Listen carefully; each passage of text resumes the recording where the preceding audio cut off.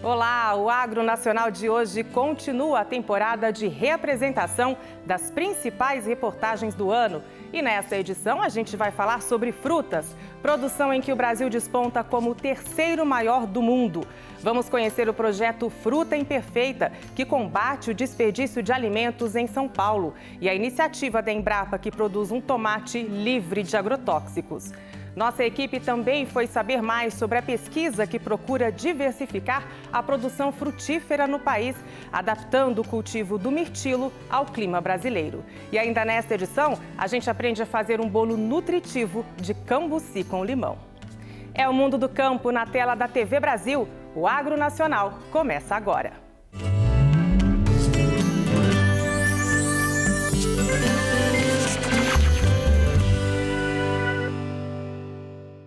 Um projeto que, além de combater o desperdício de alimentos, quer transformar os padrões de beleza e consumo. O Fruta Imperfeita conecta produtores e consumidores conscientes em São Paulo.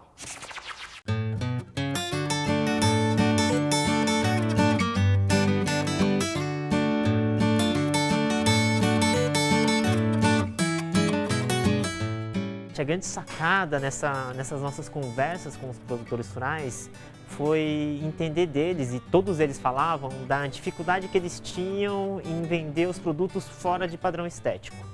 Então, existe um padrão estético para frutas e legumes que os supermercados aceitam, que tem que ter um tamanho ideal, tem que ter uma coloração ideal, então não pode ser nem muito pequeno, nem muito grande, ela não pode ser tortinha, e sempre que o produto vinha com esse fora desse padrão, eles acabavam não conseguindo vender. De tanto esses produtores falarem pra gente desse problema e falarem que o produto, na verdade, é tão bom para o consumo quanto esteticamente bonito, foi aí que a gente percebeu que a gente tinha não só uma oportunidade de negócio, como também um dever a ser cumprido, né? De tentar fazer com que esse alimento não fosse desperdiçado. Foi aí que a gente nasceu a Fruta Imperfeita muito mais como um movimento de conscientização, que é claro, por trás ela é um delivery que vende esses produtos, afinal a gente precisa ter lucro para poder continuar o nosso negócio, mas a gente viu que a nossa verdadeira missão era ser um movimento de combate ao desperdício de alimentos.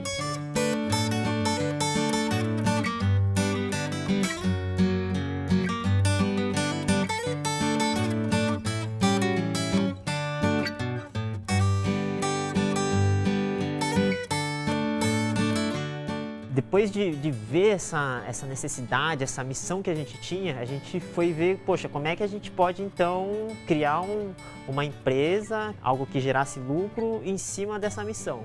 Então a gente viu que o melhor jeito era realmente chegando ao consumidor final e vendendo esse produto para eles. Então a gente acabou estruturando um delivery / movimento de conscientização das pessoas. Vendo os pequenos produtores, a gente viu que realmente a gente tinha que ajudar eles com a logística. Então a gente tentou chegar diretamente nesses produtores. Então estruturando tanto essa logística de captação dos produtos, quanto também a logística para entregar os produtos na casa das pessoas.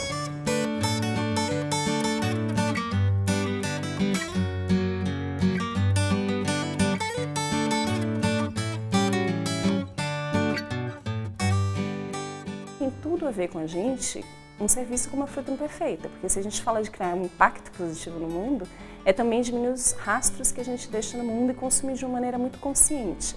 E o intuito da Fruta Imperfeita ter nascido é justamente esse, né? Levar as frutas que estão em ótimo estado para os clientes, para que elas sejam consumidas, não descartadas. Então casou perfeitamente. Hoje, depois de 3 anos da Fruta Imperfeita, a gente consegue salvar cerca de 40 toneladas de frutas e legumes por mês. Então nós temos mais de 1.500 assinantes nessa plataforma. Desses 30 produtores que a gente tem, né, a gente consegue aí toda semana 10 toneladas de produtos que eles não conseguem vender e a gente consegue distribuir para essas pessoas, né. Os clientes não escolhem o que vai na cesta, eles escolhem o que ele não pode receber, né, mas acaba que a gente comunica para eles que eles têm que consumir o produto que é de época, que é local e que está disponível nesses pequenos produtores. Elas são maravilhosas, são super naturais e é muito bom porque a gente também volta a seguir um pouco o ciclo da natureza, o ciclo das estações. Eu não tenho por que comer uma fruta de inverno se eu estou no verão, né? Eu tenho que aproveitar o que a natureza me dá, isso é muito natural, muito seguir o fluxo da natureza. Então a gente adora e a gente usa, a gente de vez em quando faz geleia, faz doce, aproveita ao máximo as frutas que chegam na cesta. Aqui a gente tem algumas frutas e legumes que estão fora do padrão estético de mercado. Então a gente tem essas maçãzinhas pequenininhas aqui, bem menores aí do que aquelas que você encontra no mercado. Nós temos as cenouras que nascem tortinhas ou com duas pontas, uma abobrinha que veio bem tortona. O pepino também, ele acaba ficando pequeno e tortinho. O melão também, uma vez que ele fica muito pequeno, ele acaba saindo fora desse padrão aí. A gente tem aqui até também coco, fica bem pequenininho. A banana também, aquelas da ponta do cacho que ficam mais pequenininhas, mas que por dentro também o sabor é igual. Alguns limões aqui que ficam com a casca bem atacada, mas por dentro o caldo ele é tão bom para o consumo. O chuchu com algumas coisas na casca, tudo isso o produtor acaba não conseguindo vender por causa dessa padronização estética, e aí acaba indo para o lixo. A gente fala muito que as frutas do mercado agora são muito artificiais, e as da Fruta Imperfeita elas vêm muito bonitinhas, cada uma no seu formato, com uma beleza única. A gente acredita que o nosso movimento ele ajuda a despertar esse olhar nas pessoas. Então a nossa dica é muito de entender de onde vem o alimento que você consome, ou seja, entender que frutas e legumes vêm da natureza, elas não são industrializadas, então elas vão sair fora de padrão mesmo. Entender que você não vai poder consumir morango o ano todo, porque o morango dá em certa época, em certo local. Então privilegie os produtos que são de época, privilegie os produtos que são da sua região, porque a gente entende que um consumo mais consciente, mais sustentável, vem muito de você saber que as suas escolhas refletem nesse mundo. Então, poxa, pensem mais da onde vem o alimento que você está consumindo.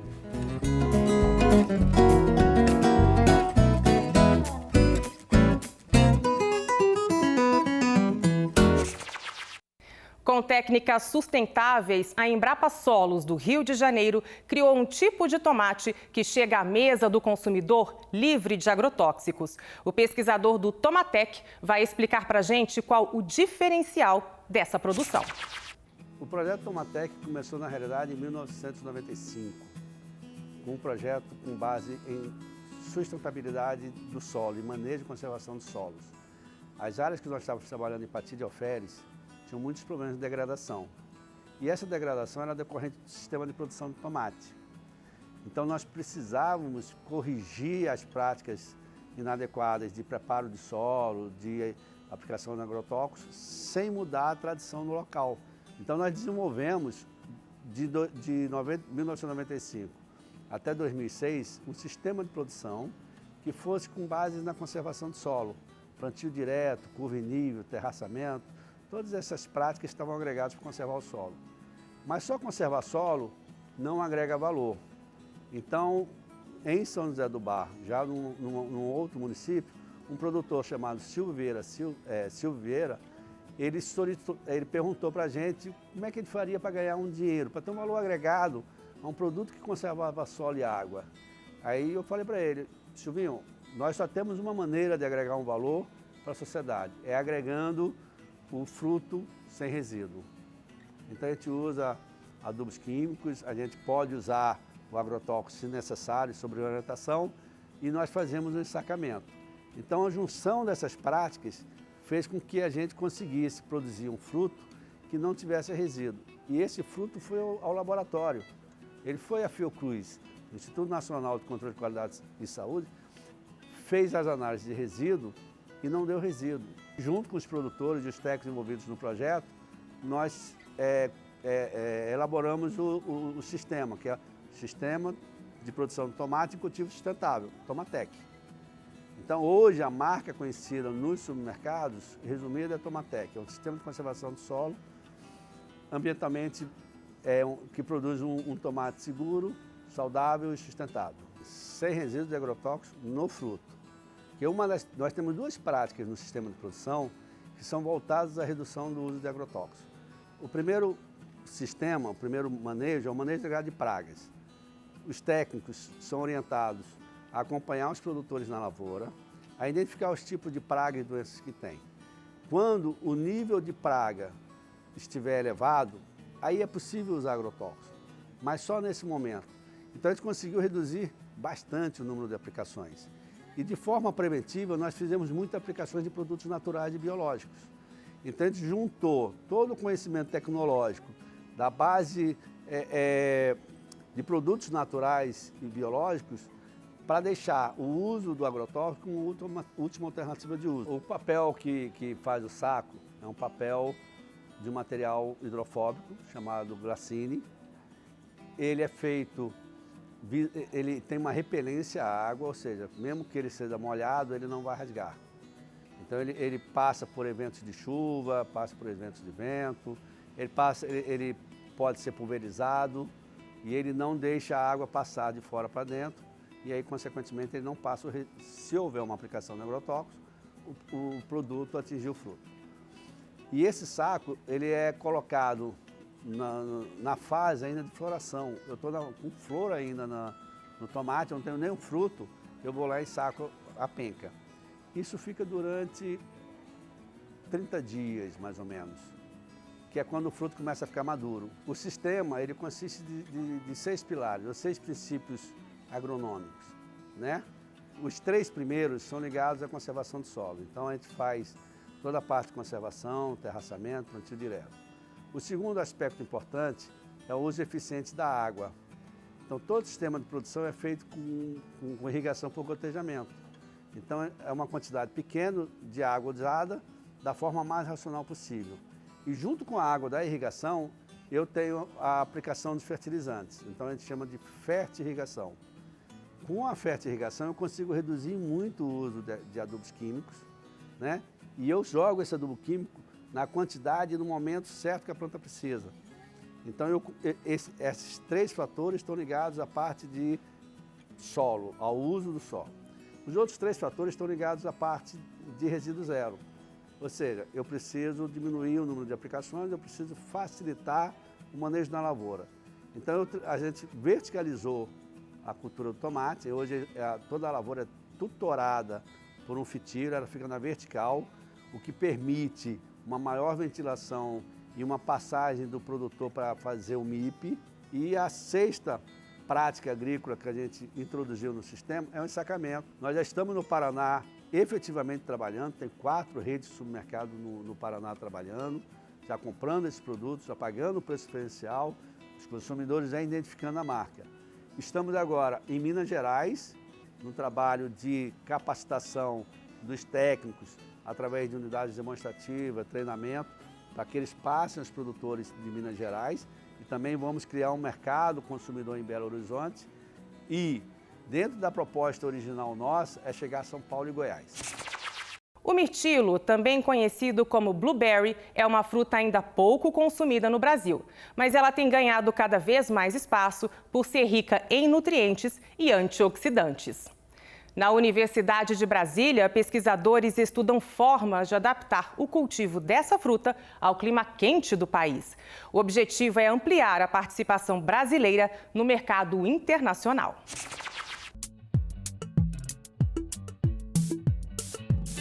O mirtilo, ele tem como característica, né, ele é um fruto de coloração azulada. Ele possui na sua casca uma capa esbranquiçada, né, que significa que ele já está pronto para o consumo. É um fruto que ele é rico em vitamina A, vitaminas do complexo B, vitamina D, vitamina E e vitamina K. E ele é bastante apreciado pelos consumidores.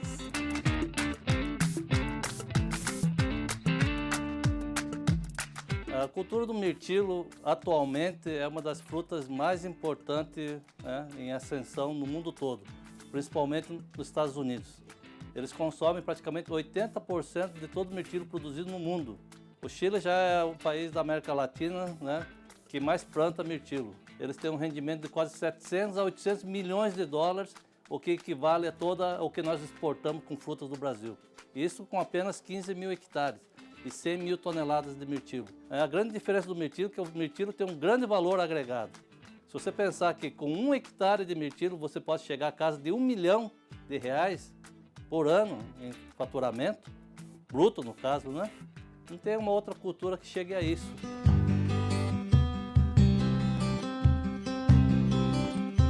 a universidade em si, como órgão de pesquisa, né, preconiza nesse projeto é diminuir, buscar então alternativas para diminuir o custo da implantação, porque o custo da implantação ele é altíssimo.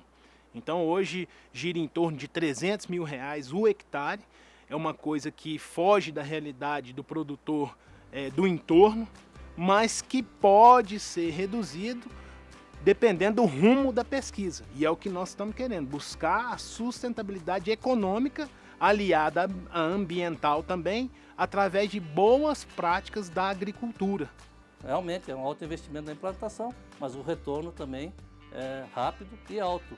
Hoje nós estamos falando em mirtilo a $10 o quilo, ou seja, R$40, R$50 a nível de produtor. Se você for comprar hoje no supermercado, ela está custando 12, 13, depende, né? R$15 uma bandejinha com 125 gramas.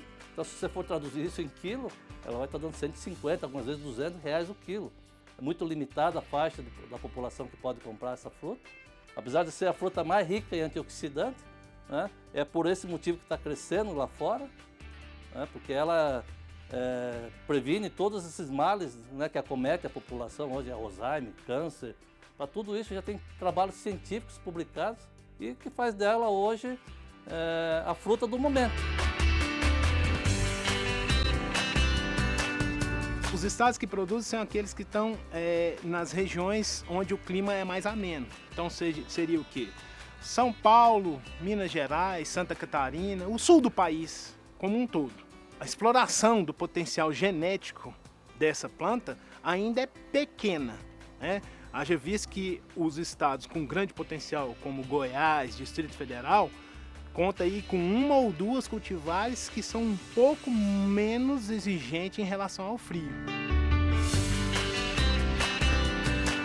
Aqui a gente trabalha com uma cultivar que é nova no Brasil, que é a Biloxi, e que ela tem um comportamento diferente do que as outras cultivares produzidas no Brasil têm. Ela não precisa de frio para produzir os frutos, então o manejo da poda dela abre um leque grande de possibilidades, porque a gente pode ter produção durante o ano inteiro. O que nós estamos propondo aqui são variedades tropicais. E o clima aqui de Brasília é espetacular para ela, no meu ponto de vista. Porque nesses meses, né, de abril até outubro, novembro, não chove. Então no período seco é ideal. É as condições que tem, por exemplo, o Chile no período da colheita deles, né? Então nas nossas condições aqui, com manejo principalmente de poda, você pode programar a sua produção. Aqui nós temos condições de produzir o ano todo, uma cultura perene.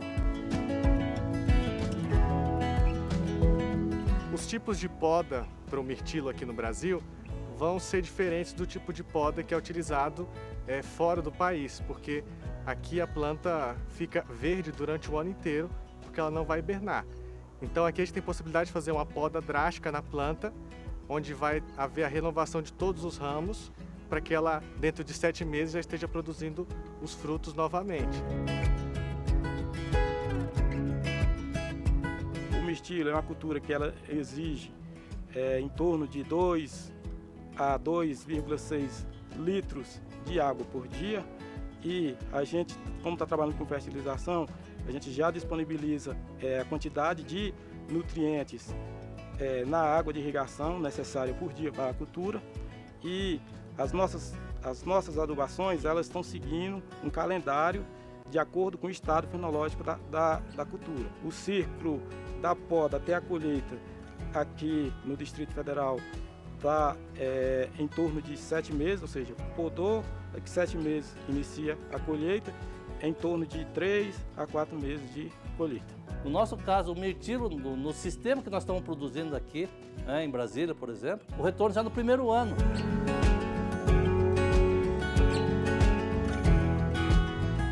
Então nós estamos tentando gerar uma sustentabilidade econômica e unir essa sustentabilidade econômica com as boas práticas agrícolas, né? E disponibilizar isso para um público que seria os agricultores do entorno do Distrito Federal, aqueles que são mais tecnificados e que já têm algum know-how no cultivo, por exemplo, de morango e cultivo hidropônico de hortaliças, para que essas pessoas tenham mais uma oportunidade de adentrar o mercado do agronegócio. O cambuci é uma fruta nativa da Mata Atlântica e muito rica em nutrientes. Na receita de hoje, você vai aprender a preparar um bolo de cambuci com limão. Vamos ver?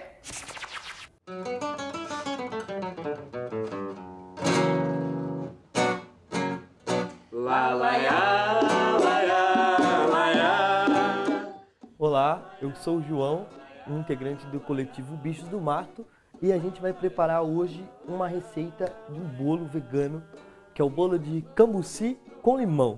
Ele já foi chamado, ele tá quase aqui, o nosso convidado, salve, salve o cambuci. E o cambuci, como muita gente não pode ser que não saiba, é um fruto nativo da Mata Atlântica e antigamente ele era abundante aqui na cidade de São Paulo. Ele já correu risco de entrar em extinção, agora não mais. A gente vai precisar de uma xícara de farinha de trigo, meia xícara de farinha de banana verde,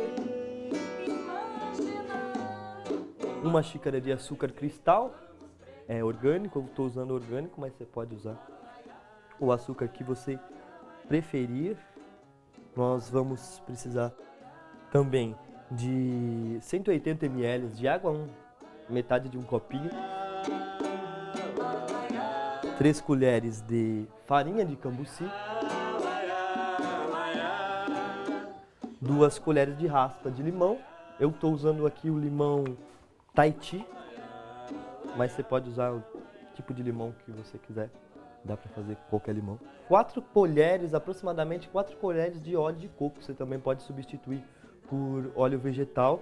No seu prato, para compor a mesa, porque nosso cardápio vai ser cheio de surpresa. Nossa, dá para sentir o cheirinho de cambuci daqui.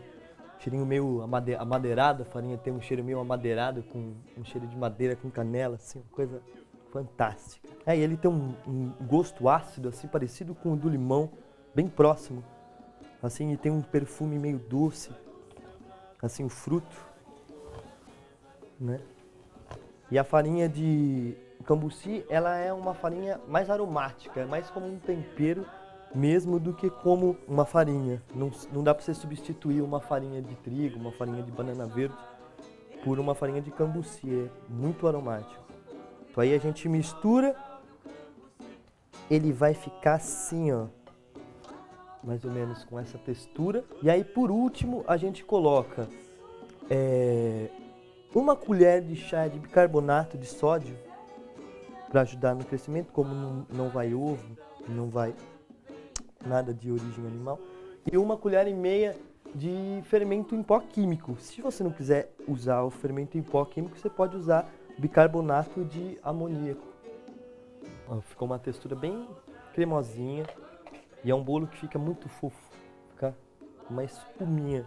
Faltou o último detalhe, que é o suco de 3 limões, que a gente acrescenta aqui.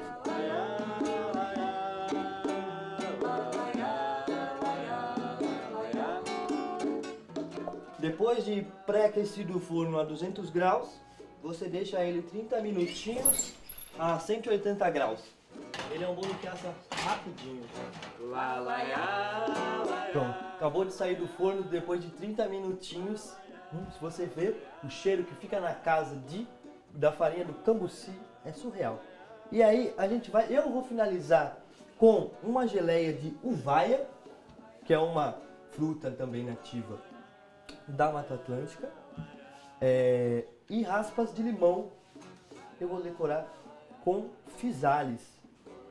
É uma fruta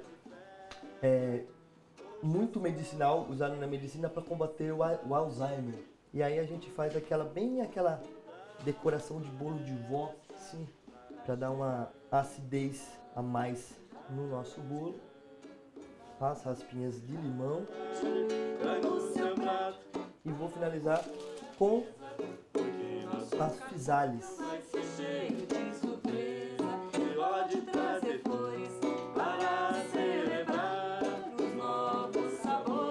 Tcharam! Está pronto o nosso bolo. Ele já foi chamado, ele tá quase aqui.